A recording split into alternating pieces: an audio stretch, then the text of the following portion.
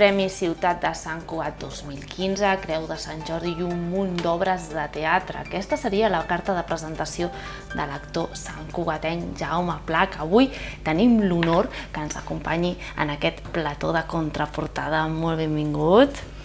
Moltes gràcies, també molt content de poder estar aquí. A més, Jaume, ets l'actor més veterà en actiu de Catalunya, no? Exactament, sí. Tot un honor, no? Tot una sort, potser no, a més. Sempre parlen dels actors grans a Catalunya i comparen la senyora Carulla, que és la més gran, però és la més gran com a actriu. Però amb ella ens portem 2 anys. Ara al setembre ella n'ha fet 86 i jo ja en havia fet 88. A més, Jaume, en una entrevista deies que del teatre mai et pots jubilar. No, és que és l'única professió que té la possibilitat de que la jubilació no existeix, perquè sempre hi haurà una obra que apareixi un actor que té 80 anys, no? O 80, com sigui. Jo, tota la meva trajectòria professional, sempre he volgut fer un personatge, ja de gran, esclar, de Txékhov, que es diu, que surt a l'Hort dels Cirerers i que és un majordom, que es diu Fers, que no és el protagonista però apareix sempre amb l'obra i acaba l'obra ell. I l'autor en aquella època, el 1700, ja posava que el Fers havia de tenir 90 anys. Imagina 90 anys en aquella època, serien 120 d'ara. I és un personatge que, esclar, l'ha de fer un actor de 80, no pot fer un xicot de 40 que li posi unes patilles blanques. No seria el mateix. No seria el mateix, esclar. Perquè com vas començar tu en el món de la interpretació? Bé, jo vaig començar perquè de nano ja m'havia agradat sempre el teatre, però en aquella època a l'escola no es parlava ni de teatre ni d'educació cultural, no? I vaig anar a viure a Rubí, de molt jovenet amb els meus pares, que es van jubilar i vam anar a Rubí, i allà hi havia diferents companyies de teatre amateur, no? Però jo ja tenia unes certes inquietuds, hi havia la típica companyia, la Lira, que feien teatre, diguem, català, però molt poc, perquè encara hi havia molta prohibició del català, no? I després hi havia el Casino Espanyol, que feien teatre castellà, esclar, i el Centre Parroquial, que feien teatre castellà també, però de Don José María Pemán. I aleshores jo vaig pensar, hauríem de fer un altre tipus de teatre, i mira, em vaig espavilar, vaig parlar amb una persona molt important del poble, que era de teatre, i vam crear una companyia nova que es deia Estudi, mira, teníem pretensions, Estudi de Teatre Selecte. I vam començar a portar obres de l'estranger per fer-les en català, traduïdes al català. Déu-n'hi-do, això en plena dictadura, entenc. En plena dictadura, als anys 49, imagina't, una dictadura total. Tinc un programa de quan vaig debutar, que era l'any 49, amb una obra d'en Rossinyol que es deia L'Aleu escampa, i que el programa deia es farà l'obra tal, puntual porque hay que terminar a las 9 debido a las restricciones. I les restriccions eren que apagaven el llum. Ostres! En aquella època apagaven el llum durant la nit a totes les cases de Catalunya i tallaven l'aigua. Per tant, ja l'obra s'havia d'acabar. S'havia d'acabar i havies d'anar a casa amb espelmes. Perquè, com recordes tu ets un actor que has treballat molt en català, quasi totes les teves interpretacions han estat en català. A l'època de la dictadura, a l'època del franquisme, com era ser un actor català? Doncs molt difícil perquè jo vaig anar, per exemple, a l'Institut del Teatre, no vaig acabar perquè em vaig haver de posar a treballar i les classes eren totes en castellà. No solament eren en castellà, sinó que la professora de declamació, que ensenyava a recitar, doña Marta Grau, donava classes particulars a casa seva, a part, econòmicament, per a perder el acento català. Imagina't tu, perquè quan acabaves havies d'anar a Madrid, llavors no hi havia televisió, poquíssim cinema i teatre català hi havia el Romea amb restriccions, vull dir, es feia de tant en tant y havies d'anar a Madrid y naturalmente había que hablar el castellano perfecto porque tenir un acento catalán. Els actors andalusos triomfaven moltíssim con acento andaluz, però això és una altra cosa, però en català no, vull dir que tot estava prohibit. I com era fer una obra en català també? Clar, perquè els actors sempre heu fet obres de tot, s'ha parlat de tot, alguns amb més ganes que altres, i la dictadura com ho censurava o com us vigilava en aquella època? Les prohibia directament. Abans de fer l'obra, quan la començaves, la presentaves per programar-la, l'havies de portar a la censura, abans d'assajar. I a la censura tatxava coses. Hi havia autors que estaven prohibits. En canvi, hi havia autors que ja estaven més acceptats perquè no feien cap tema polític. El Segarra en aquella època triomfava perquè feia comèdies molt bones, amb un vers preciós, però eren del costumari català, de l'hereu, la forastera i les vinyes del Priorat i tal, i no es posava en política. Però quan tocaves un tema polític era terrible. Hi havia una persecució ferotge contra l'idioma. Sí, sí. Després de fer això a Rubí, vam fer diverses obres, llavors eren obres més senzilles i la censura no era tan dura, però llavors vaig anar a viure a Barcelona i em vaig apuntar automàticament, ja casat, amb una agrupació que s'havia acabat de crear l'any 55, que es deia Agrupació Dramàtica de Barcelona, ADB, que va ser el primer intent de teatre nacional català.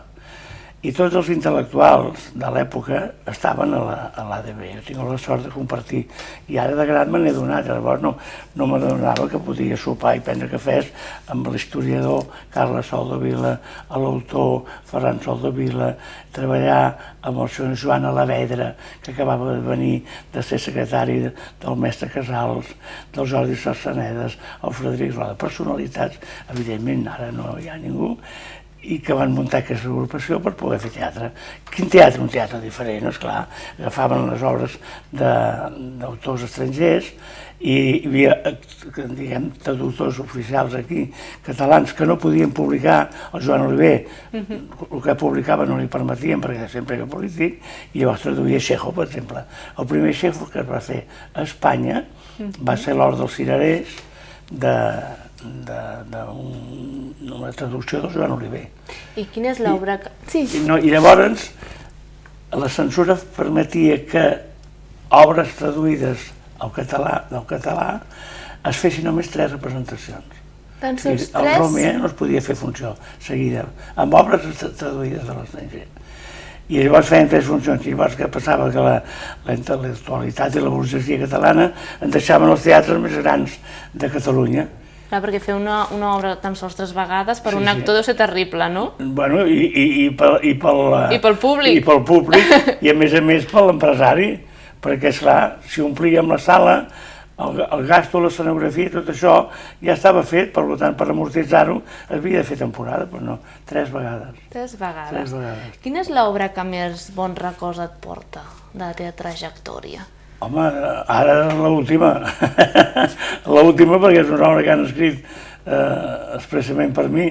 L'autor, que és el Víctor Aleixandre, diu que no, que és la vida d'un actor gran que jubila aquella nit, farà la seva última funció, o la seva última estrena, i que explica la seva trajectòria, però que la pot fer qualsevol actor sigui. Quan jo desapareixi la pot fer un altre actor. Segurament, però resulta que el que explico m'ha passat a mi tant professionalment com sentimentalment, no? Per tant, l'obra feta a mida i molt ben feta és l'obra que... La tenim aquí, tenim aquí el llibret, a més amb el pròleg d'algú molt especial, l'Artur Mas. Encara ja era president quan me'l va fer, per això posem president Artur Mas, sí. A més, una obra de teatre que tots aquells que la vulguin veure ho poden fer ja molt breu. Sí. Oi que sí? La poden veure aquest diumenge 30 d'octubre. Sí. Podran veure aquí a Jaume Pla a l'obra que tenim aquí abans, que es pugi al teló també del Sant Cugatenc Víctor Alexandre. Què podrem veure?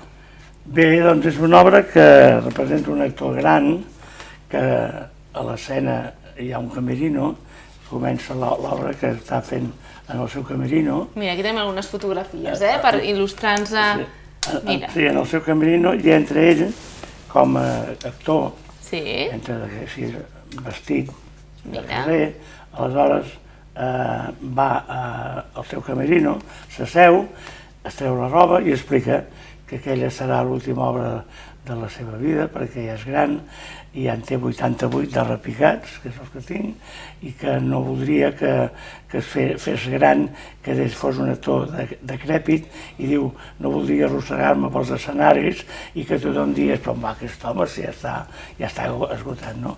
Com que encara estic en condicions, la faig. I explica la vida d'aquest actor i llavors incorpora diferents fragments de les diferents obres que he fet, petits monòlegs, però que són molt il·lustratius perquè, esclar, fas el malalt imaginari de Molière, la cantant calva de Ionesco, els civilitzats tanmaters del Carles Soldevila, el comte Arnau del Segarra, i una que és preciosa, que és el cant del cigne de Txékhov, que també és un actor vell que explica la seva trajectòria i el seu desengany.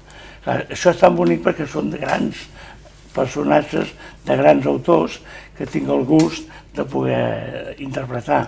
A part que explico això, la gent jove l'hauria de veure perquè ningú sap el que passava fa 60 anys. La lluita, persecució que hi havia contra el país i sobretot contra la llengua. I la cultura, no? I la cultura, i tant. Perquè a més, en aquesta obra, com he dit abans, que es puja el taló, t'interpretes a tu mateix. No, ja estem amb això. En principi no. El Víctor Alessandri diu que no, que és la vida d'un actor que casualment té la meva edat. Doncs si vols reformulem la pregunta. Interpretes a un actor amb una vida molt similar a la teva. Molt similar a la meva. Com és això? Com t'has preparat, clar, aquest personatge? No, és que jo m'he preparat quan em van donar l'obra. Això va néixer d'un article que va sortir al diari de Sant Cugat, que deia La iaia i Jaume Pla. I l'escriptor deia que és una llàstima que la senyora Carulla, que li van fer la iaia, fos una obra d'encàrrec, però que no tenia res a veure perquè ella ni era protagonista, sortia una iaia decrèpita amb el mitjón del garró i explicava res, una àvia tronada, i que era una llàstima la senyora Carulla, que ha fet grans obres del teatre internacional, doncs no fes interpretacions d'acord amb el seu nivell, i que si el Jaume Pla jubilés, que em diu que no, però si jubilava, que algú li fes una obra adequada a la seva trajectòria i que reflexés la seva vida. I llavors el Víctor un dia m'ha dit, has llegit aquest article? Dic sí, i li agraeixo molt a l'escriptor que m'hagi dedicat a aquest article, no? I diu, t'agradaria que et fessin una obra per tu? Dic, home, jo no m'atreviria mai a demanar-t'ho, però si la fas, tu diràs, contenta que me la puguis fer. La va fer una obra molt completa, ell mateix la va presentar a l'auditori, perquè a l'auditori per temporada només es poden fer obres que han tingut èxit a Barcelona, o bé una obra que es munti per estrenar-la, però una obra, un equip professional, no? I els hi va agradar, van dir, bueno, parlem amb l'Ajuntament, en aquella època hi havia del regidor de Cultura el senyor Xivi Escura, li va agradar, la van presentar a l'alcaldia, li va agradar, tot va anar rodó, no? I van dir, bueno, doncs, si la munteu, l'estrenarem en temporada, una obra més del repertori de temporada a l'auditori. I aquí la tenim, i a més aquest diumenge, com hem dit, dia 30 d'octubre, es pot veure a la mostra de teatre, que ho tinc aquí. Digue'ns el lloc i l'hora, per tots aquells que vulguin anar-la a veure. Es farà al Casal de Cultura de Valldoreix, on hi ha la companyia titular, que és el Teatre Espiral. Es farà a les 7 de la tarda en aquest teatre, un teatre petit, però molt ensenyable. Jo he fet moltes obres allà i m'agraden molt sempre.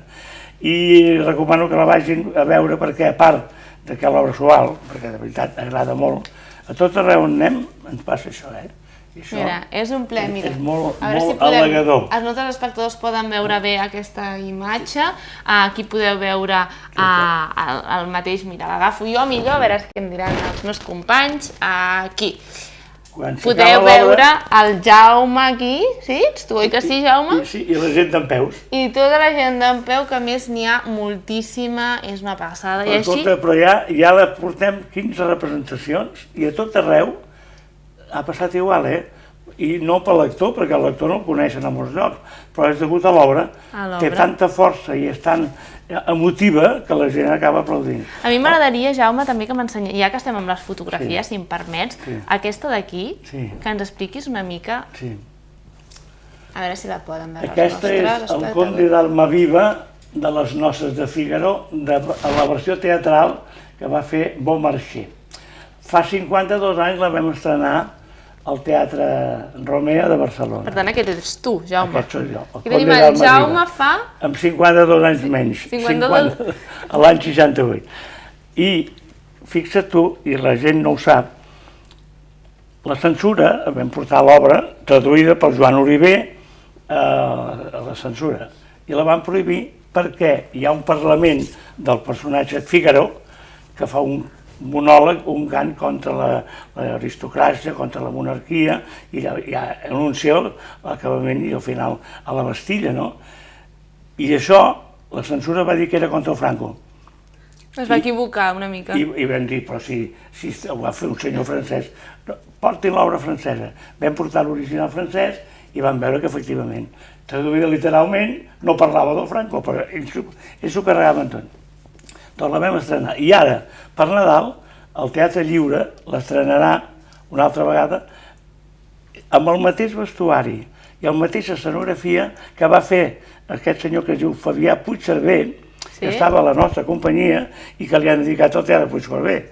Puigcerver, el Teatre Lliure és Puigcerver. Doncs aquesta obra la gent no sap que fa 52 anys es va estrenar i la mateixa versió, que ara serà un èxit esplèndid i tothom la veurà com una gran obra, en aquella època vam tenir serioses dificultats per estrenar-la perquè deien que no es podia fer. Vull dir que nosaltres hem lluitat molt més que no pas ara la sort que es pugui fer teatre amplament i la gent fa les obres que volen i no hi ha cap prohibició.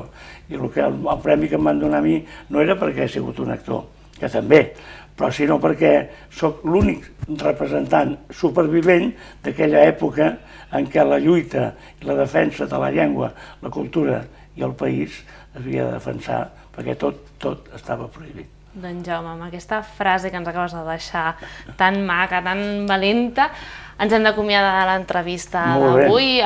Podríem estar parlant molt més, això sí, recomanem als nostres espectadors i espectadores que aquest diumenge 30 d'octubre vagin a veure aquesta obra abans que s'aixequi el teló del també santcugatenc Víctor Alexandre. Per tant, tot queda a casa amb el Teatre Espiral a Valloreig a les 7 de la tarda, ho estic dient bé, i podrem veure aquesta obra magnífica que sempre ha tingut molt èxit. El públic l'ha rebut molt bé i per tant això és la millor senyal. Moltíssimes gràcies per venir a Contraportada. Moltes gràcies a vosaltres. Nosaltres arribem aquí al Contraportada d'avui. Moltes gràcies i fins la propera.